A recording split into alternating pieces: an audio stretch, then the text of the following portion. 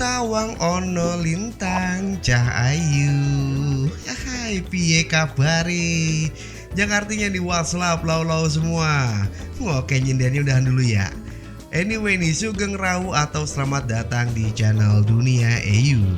Kali ini Eyuk bakal nyeritain film horor dari Indonesia. Pastinya nih bikin bulu hidung lau merinding. Alright, sebelum Eyuk lanjut nih, ada baiknya lau semua pijat halus sambil kering-kering. Terus jangan lupa di subscribe. Biar kenapa nih? Biar dunia Eyuk makin berkembang kayak bunga di halaman Eyang. Hihi, mantep banget dah. Oke guys, film yang bakal Eyuk bahas kali ini berjudul Malam Jumat Kliwon, versinya Luna Manjalita.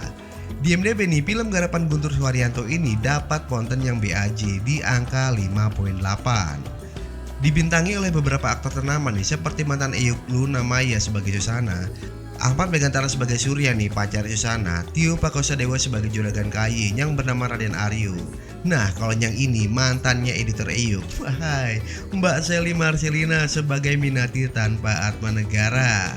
Ayo, kamu mau kita tidur di mana? Oke, sudah gitu aja pemainnya banyak bener dah. Langsung aja yuk style Malam Jumat Kliwon nih.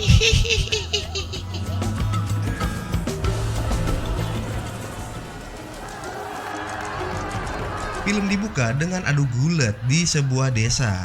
Nah, petarung WWE-nya entu Bokini Susana bernama Surya. Ini Surya 12 apa 16 ya? Awalnya nih Surya tuh kalah gulatnya. Tapi pas datang pujian hatinya nih, final ini Surya menang. Jadi semangat si Surya ceritanya nih.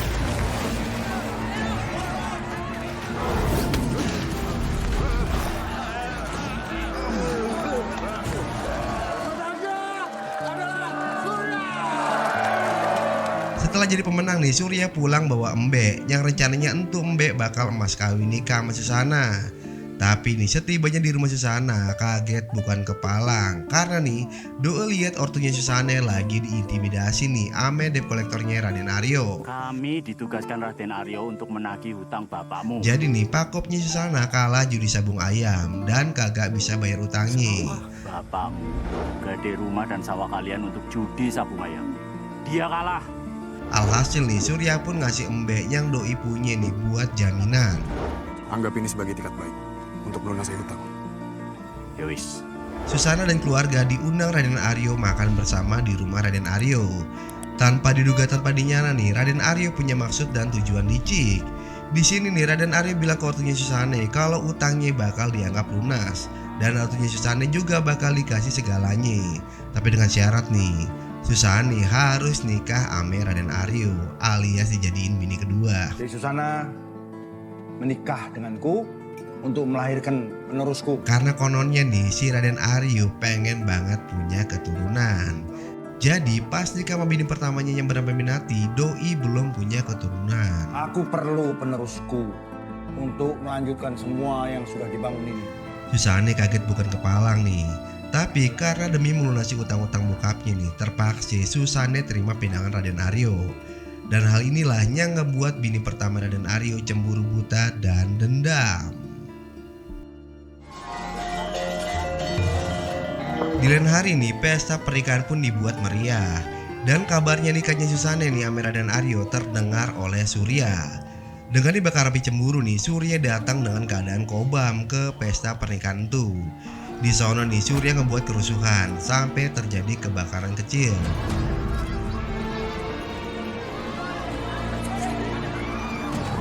Surya berantem datu sama centeng-centengnya si Raden Aryo sampai akhirnya nih Surya kalah dan diikat sambil dipecutin ame Raden Aryo yang udah kesel.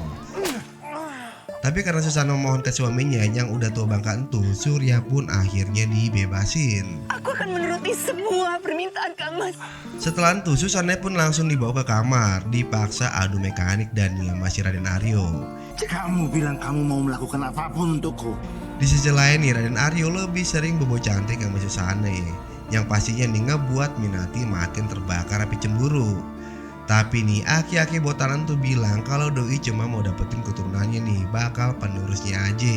Karena kamu gak bisa kasih aku keturunan. Besoknya nih Minati minta pembantunya yang namanya Rati buat ambil sisir Susana yang ada rambutnya. Waduh mulai nyantet nih ya. Mulai dari kiriman ular sampai rambut yang nyangsang di mulutnya Susane nih pas Doi minum. Padahal nih pas santet ular nih mestinya Susane minta tolong sama Panji Petualang.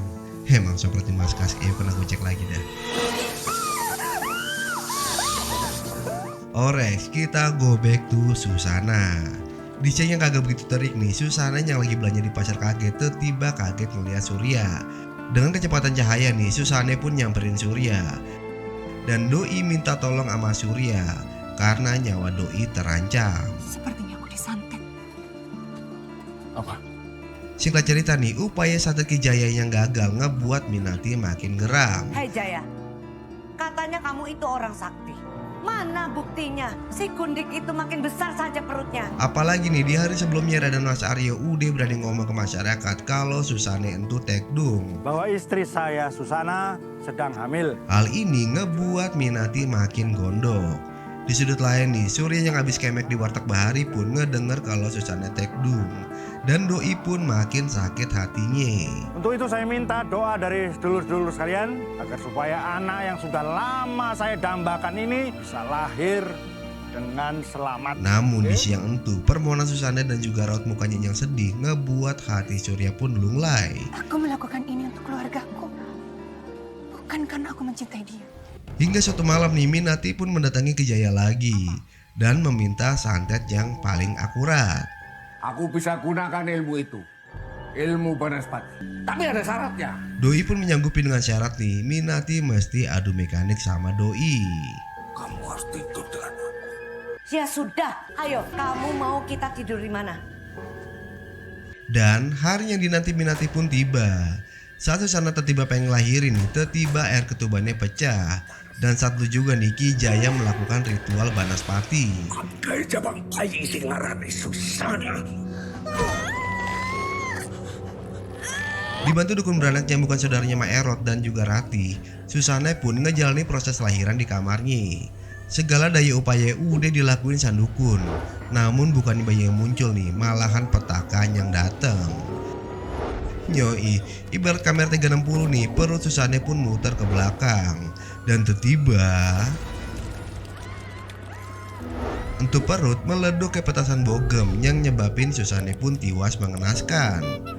Ngedengar kegaduhan itu, Aryo pun masuk dan Doi kaget walau kagak lata ayam-ayam nih ya. Nyoi, dan Aryo kaget lihat Susana tiwas mengenaskan. Di sudut lain nih, Minati tersenyum penuh kemenangan ngelihat Susana yang akhirnya metong. Nah, bukannya nih ngurus jenazahnya Susana secara layak, Minati malah ngegosipin Susana kalau Doi make ilmu hitam ke Aryo. Kalau orang meninggal tidak wajar begitu. Dia pasti main ilmu hitam. Yang ngebuat nih Raden Mas Aryo pun makin kesel. Apalagi nih pas tahu anaknya cewek, makin tambah kesel tuh Raden Aryo. Ketika aku bilang aku menginginkan seorang anak, maksudku adalah anak laki-laki. Dan akhirnya nih mayatnya Susana pun dimakamin di tempat tersembunyi agar warga kagak pada tahu. Biar aku yang akan menguburkan dia. Dan akan aku pastikan tidak ada seorang pun yang bisa tahu atas kejadian ini. Scene pun berlanjut nih, paginya pas Rati keluar rumah tiba Surya datang bawa tasbih dan Al-Quran. Surya minta tolong ke Rati supaya dikasihin ke Susana. Saya mau minta tolong sama Mbak Rati, tolong kasihkan ini ya ke Susana. Bilang ini dari saya untuk melindungi Susana. Tapi begitu Rati menceritakan kejadian yang terjadi sama Susana nih, Surya pun kaget dan sedih. Di sini nih Surya juga sangat emosi lalu bertanya nih, di mana makamnya Susana? Dulu Susana meninggal saat melahirkan, Mas. Di mana makamnya Susana? Bermulakan rasa amarah dan waje nih biar kagak kesesat, Surya pun akhirnya nemuin makamnya Susana. Dan tanpa kesusahan nih Doi pun ngegali makam. Namun rupanya nih Mas Surya ngerasa kesusahan buat nangis pas lihat mayatnya Susana. Ini Mas Surya bukannya nangis malah pengen ngeden dah. Lalu Doi pun ngebawa mayatnya ke tengah hutan.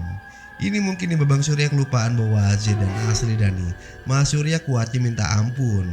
Bayar mayat sendokiran ke tengah hutan lagi. Ores, kita lanjut ya. Sesaat kemudian nih Surya pun dikagetkan sama suaranya entah dari mana. Awalnya nih Doi ngebiarin. Mungkin Doi mikir itu suara dari toa kelurahan. Namun makin kesini nih suaranya makin jelas. Surya.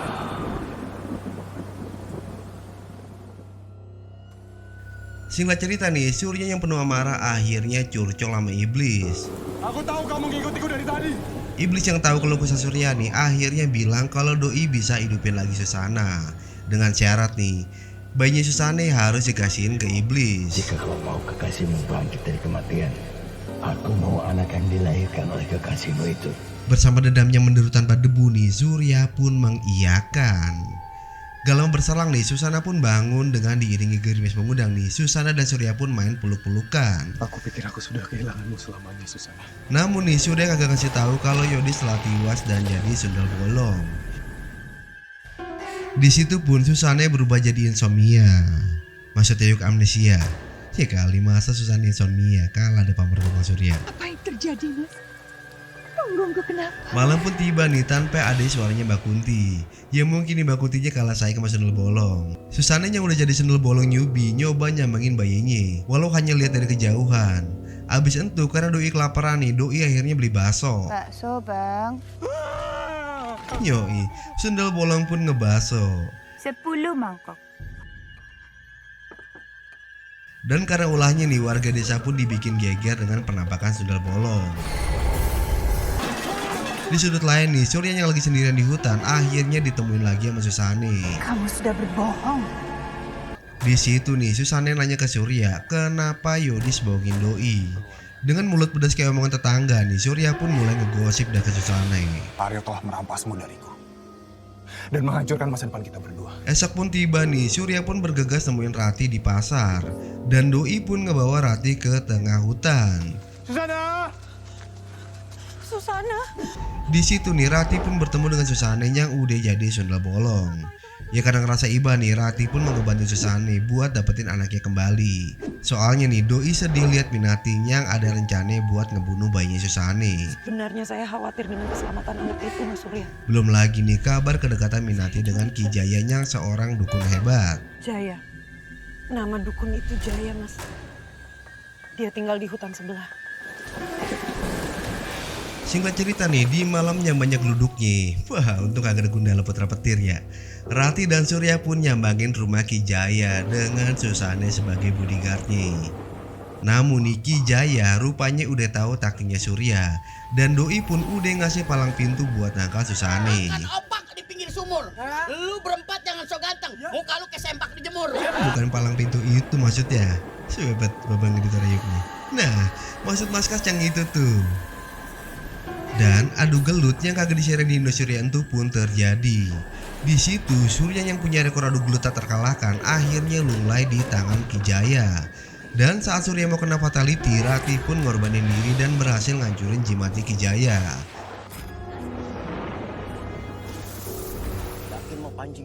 Di sudut lain nih, dua hansip papan atas yakni Rojali dan Japra nyoba nangkap sundel bolong. Make jebakan Batman. Itu harus kita berdua yang nangkap. Oke, kita back to Susane yang udah one on one nih sama Ki Jaya. Dengan kekuatan datang bulan nih, Susane pun akhirnya bisa ngabisin Ki Jaya dengan fatality. Di sudut lain nih di tengah hutan, Japra dan Rojali berhasil nangkap sundel bolong. Ya karena akumnya mirip sama polanya Raden Aryo nih, Rojali pun nyambangin rumah Raden Aryo. Singkat cerita nih, setelah jelasin ke Raden Aryo, Rojali dan Raden Aryo pun nyambangin jebakan Batman-nya si Rojali dan Japra. Susana? Iya Raden. Di mana? Ada dalam hutan. Namun sungguh sial, bukannya hadiah yang didapat nih, melainkan petaka. Nyoi, Susane nih berubah jadi orang lain. Dan Raden Aryo pun jatuhin hukuman buat hansip papan atas tentu. Bohongi aku lagi. Hutang kalian besok harus dibayar. Scene pun berlanjut nih, Rojali pun ngebawa Susane ke rokumnya. Wah kagak ada takut-takutnya doinya. Dan di tengah kengerian di rokum hansip yang somplak entu nih, tiba-tiba si tampan Surya datang ke rumah Rojali. Lalu terungkaplah fakta. Sebenarnya ada apa sih nih Mas Surya? Aryo dan Minati telah menyewa dukun ilmu hitam untuk menyantet Susana, dan dukun itu juga telah membunuh. Di situ juga nih Surya auto minta tolong ke Rojali dan Japra buat tolongin doi yang mau ngambil anaknya Susana di tangan Minati si nenek lampirnya Aryo. Lalu rencana pun dimulai. Biarkan Susana bersama kalian. Dia tidak akan menyakiti kalian. Tapi jangan sampai warga menjadi ramai. dan malah mencari-cari Susana. Besok harinya yang bakal jadi hari kemarin. Ini biji mana sih mas Kas ceritanya nih. Minati pun tahu kalau dukun kesayangannya Entu udah dieksekusi dan metong. Si nenek pun mulai panik dah tuh. Apalagi setelah kejadian itu Minati mulai ditakut-takutin sama arwahnya Sundel Bolong. Sedihnya nih pas Minati ngadu ke lakinya, si lakinya yang minta darah Entu setengah kagak percaya. Susana sudah meninggal. Enggak.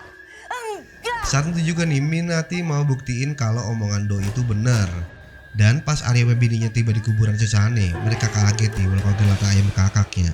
Pas tahu nih jenazahnya Susane hilang. Nah lu lari kemana tuh? Orkias, di sini nih Aryo akhirnya percaya juga datu membacotan bininya. Sempat ada perdebatan nih gara-gara kakek nenek Entu saling menyalahkan. Gara-gara kamu menyantet Susana semuanya jadi runyam. Tapi akhirnya nih mereka berdua ngalup dan manggil dukun yang bukan saudaranya Saruman. Ya buseng coba nih mas Kasmen ya. Sesampainya di istana Mas Aryo yang horor, si dukun langsung ngeluarin ajian Gobang Gosir. Si dukun juga ngasih senjata pamungkas ke Minati berupa cermin dan keris. Esok pun tiba nih, pesta panen pun dimulai. Surya, Roger dan Japra nih mulai melaksanakan aksinya. Dwi ngajak 3 centengnya si Aryo, Jojing sama WC-WC di pesta panen itu. Centeng, lu paling gak ikut gandrungan. Yowis budak lo. Ojo suwe. Wih di pada kobam Amer atau centeng.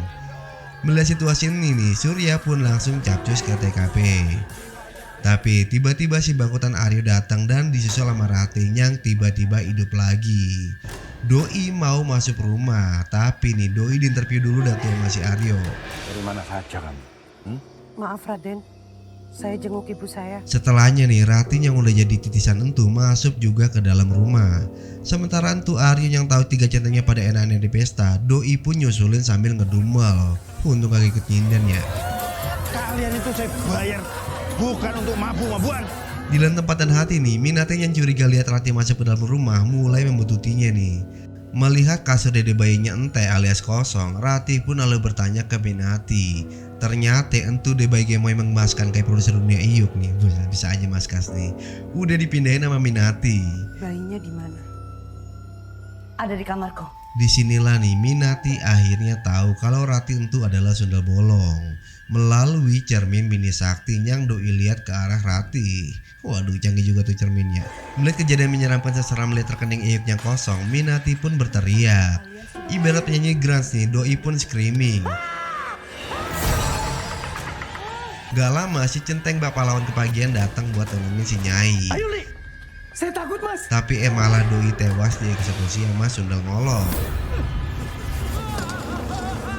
Setibanya Aryo dan kawan-kawan di rumah nih, Doi langsung nyariin bininya yang lagi ngumpet ketakutan. Di sudut lain nih, 3 centeng yang tadi habis Jojing langsung matikan Susana dan Surya. Tapi berkat kekuatan datang bulan nih, Surya dan Susana pun berhasil mengeksekusi 3 centeng Dongo Entu.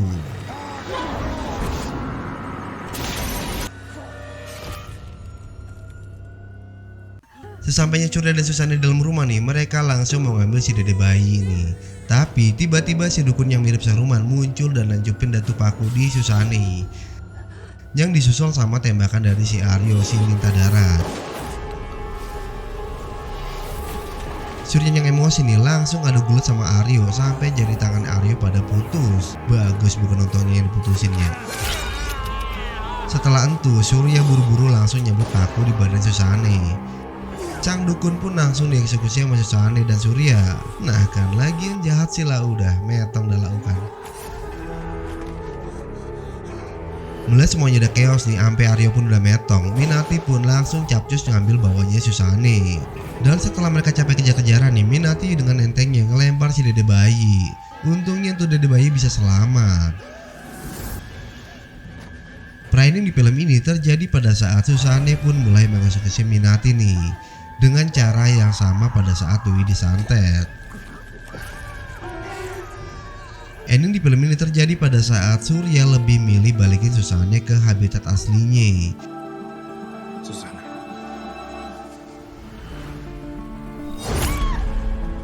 Dan Doi pun mengeburkan jasa Susana dengan layak dan membesarkan anak-anaknya Susana. Lalu film pun selesai. Aku ingin memberikan dia kesempatan untuk hidup sebaik-baiknya. Itulah hukumanku di dunia ini. Kami baru saja menolong istri Raden. Mari saya antar Raden. Oke, dari film Malam Jumat Kliwon nih kita bisa petik sebuah pelajaran hidup, bukan pelajaran sekolah ya. Belajarlah ikhlas buat takdir yang udah kita terima.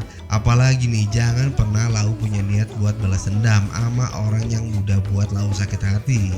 Misalnya nih, kalau diputusin mantan, ikhlasin aja. Mungkin bukan jodoh lau juga ya kan. So far nih menurut Ayuk nih, alur cerita film ini bagus. Pemerannya juga bagus-bagus juga sih. Tapi sayangnya nih, penggambaran sosok hantu sundel bolongnya kurang serem.